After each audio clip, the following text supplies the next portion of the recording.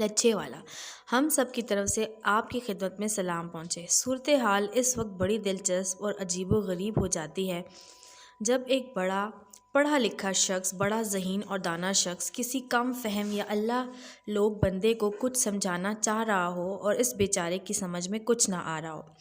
اس صورتحال میں so called دانا شخص جس طرح سے مٹھیاں بھینچ رہا ہوتا ہے اور غصے سے نچلے ہونٹ کو دانتوں سے کاٹ رہا ہوتا ہے، وہ منظر دیدنی ہوتا ہے۔ ایسی مثالیں ہماری روزمرہ کی زندگی میں اکثر ملتی ہیں۔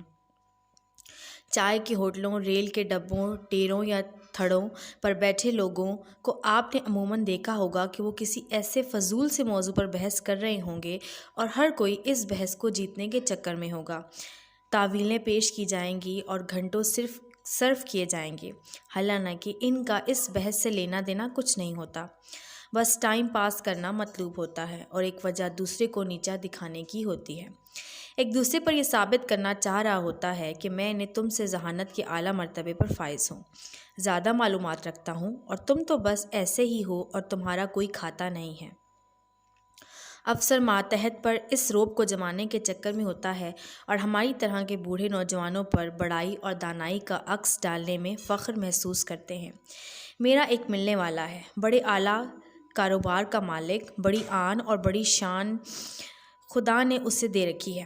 وہ سیلف میڈ قسم کا آدمی ہے۔ اس کی یہ ایک عادت ہے کہ جب بھی اس کا کوئی ملازم کوئی غلطی کرے تو اس کی سب سے پہلے الفاظ جو وہ غصے کی حالت میں بولتا ہے وہ یہ ہوتے ہیں کہ تمہیں کس گدھے نے ملازم رکھا ہے؟ خواتین و حضرات، حالانکہ وہ صاحب یہ بات بخوبی جانتا ہے کہ اس کے دستخط یا منظوری کے بغیر اس کے دفتر میں کوئی ملازم رکھا نہیں جا سکتا۔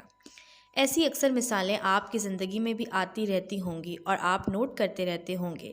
یہ پڑھائی کا زوم ہمیں منزل سے دور کر دیتا ہے اور عقل کل کا خود کو مالک سمجھنا ایسی ہی ایک بڑی برائی ہے جیسے تہمت، چغلی اور اس طرح کی دوسری برائیاں ہیں۔ میرے خیال میں ہمارے پیارے وطن کو جتنا نقصان ہم پڑھے لکھوں نے پہنچایا ہے، ان پڑھوں یا جنہیں ہم حقارت سے گنوار کہتے ہیں، انہوں نے نہیں پہنچایا۔ جتنی بڑی کرپشن ہو وہ شخص اتنا ہی زیادہ پڑھا لکھا ہوگا۔ ملاوٹ وہ شخص زیادہ بہتر اور خوبصورت انداز میں کر سکے گا جو خود کو دوسروں سے زیادہ دانا اور عقل مند اور پڑھا لکھا خیال کرتا ہوگا۔ ایک ان پڑھ یا گنوار تو اس تکنیک سے ملاوٹ نہیں کر سکتا جیسے کہ ایک ذہین اور پڑھا لکھا کر سکتا ہے۔ خواتین و حضرات، مرچ مسالے میں تو ملاوٹ کی باتیں آپ نے سنی ہی ہوں گی۔ آج کل تو کسائی گوشت میں بھی پانی کی ملاوٹ کرنے لگے ہیں۔ یہ اس ٹیکنیکل انداز میں گوشت میں سینو پانی مکس کرتے ہیں کہ عقل دنگ رہ جاتی ہے۔ میں نے اپنے ایک دوست جو کہ مستقبل کے افسروں کے انٹرویو لیتا تھا، اس سے پوچھا کہ تم انٹرویو میں کیا دیکھتے ہو؟ وہ صاحب فرمانے لگے کہ ہم افسر بننے کی امیدوار کی شخصیت، ذہن کو پرکھتے ہیں، جائزہ لیتے ہیں، اس کی حاضر دماغی کو جانچتے ہیں اور پھر اسے افسر بننے کا اہل قرار دیتے ہیں۔ میں نے اس سے کہا، اس طرح تو قوم کو جو کریم ہوتی ہے یا جو ذہین ترین نوجوان ہوتے ہیں صرف انہیں ہی منتخب کرتے ہیں؟ وہ کہنے لگے، جی بالکل۔ میں نے کہا کہ یار، اس طرح تو آپ ملک کے تمام اہم اور بڑے محکموں میں ذہین ترین افراد کو بٹھا دیتے ہو۔ وہ دوسری ساری قوم سے عقل مند ہوتے ہیں اور زیادہ چالاک ہوتے ہیں اور پھر تو ساری قوم انہی کے فیصلوں پر کے رحم و کرم پر ہوتی ہے۔ وہ کہنے لگا کہ وہ چنے ہوئے اور بہتر صحت اور دماغ والے افراد ہوتے ہیں، لہٰذا ان کے فیصلے قومی مفاد میں ہوتے ہیں۔ میں نے پھر پوچھا کہ میاں، اگر وہ بہترین لوگ ہیں تو جو لوگوں کا پیسہ اور وسائل کار کر باہر کے ملکوں میں بھاگ جاتے ہیں یا غلط فیصلوں سے قوم کو نقصان پہنچاتے ہیں، وہ کیا عام، ان پڑھ، گنوار اور کم عقل طبقے سے تعلق رکھنے والے لوگ ہوتے ہیں؟ اس پر وہ کھسیانے سے ہو کر کہنے لگے، چھڈو اشفاق صاحب، تسی کیڑی بحث لے بیٹھے ہو۔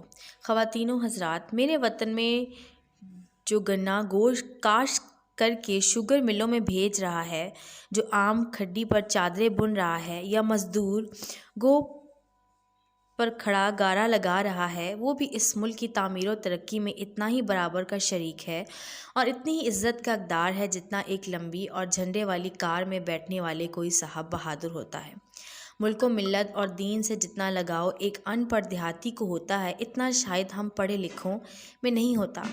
آپ کبھی فجر کی نماز کے بعد کسی ان پڑھ عام سے کپڑے پہنے کسی دیہاتی کو جسے وضو اور غسل کے فرائض سے بھی پوری طرح شاید واقفیت نہ ہو، وہ جب نماز کے بعد قرآن پاک پڑھنے کے لیے کھولے گا تو قرآن پاک کا غلاف کھولنے سے پہلے اسے 2 بار آنکھوں سے لگائے گا اور چومے گا۔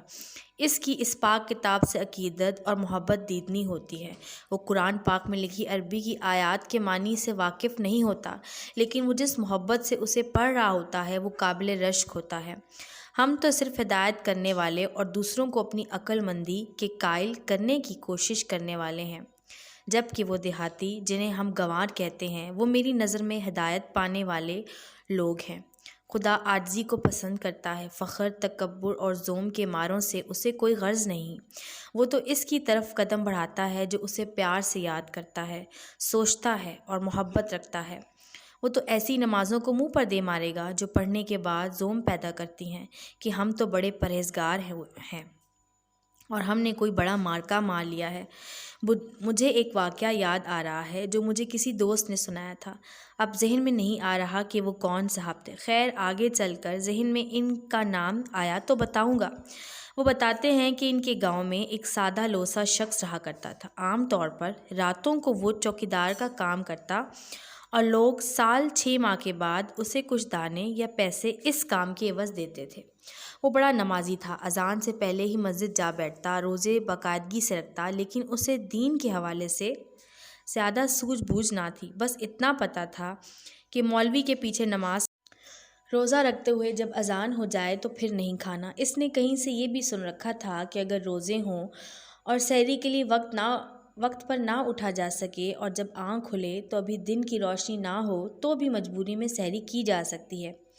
اتفاق یہ تھا کہ امام مسجد یا مولوی صاحب کا گھر اس کے گھر کے راستے میں پڑتا تھا۔ ایک دن اس سے اٹھنے میں تاخیر ہو گئی اور ادھر سے اذان کا وقت ہو گیا اور وہ سحری کرنا چاہتا تھا۔ اس نے اپنی بیوی سے کہا کہ چل بھلیے لو کہ جلدی چولہا چاڑھ، مولوی صاحب بانگنے والے ہوں گے۔